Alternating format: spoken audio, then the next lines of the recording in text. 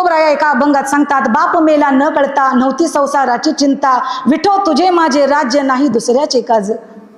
आणि अशी परिस्थिती असताना सुद्धा शिवाजी महाराजांनी दिलेल्या नजरांना नाकारला आणि नाकारल्यानंतर त्याचा क्षेम होऊ दिलेला नाही, ते म्हणजे माझे संत तुकोबराया.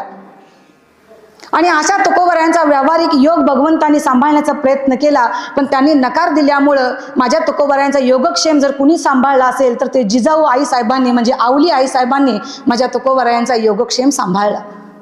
असा योगक्षेम भगवंत व्यवहारातला सुद्धा करून देतात, पण भगवंत म्हणतात की मी जरी भक्ताला व्यवहारातला योगक्षेम करून देत असलो ना, तरी त्यामध्ये माझाच फायदा आहे. माझ्या भक्ताला भक्ती करता यावी म्हणून मी त्याला हा व्यावहारिक योग करून देतो. भगवंत म्हटले याच्यामध्ये माझाच स्वार्थ आहे. हा झाला व्यावहारिक योग. आणि पारमार्थिक योग जर पाहायचं झालं तर पारमार्थिक योग भगवंत आपल्या स्वतःच्या दैवी शक्तीने किंवा सद्गुरूंच्या रूपाने भक्ताला करतो.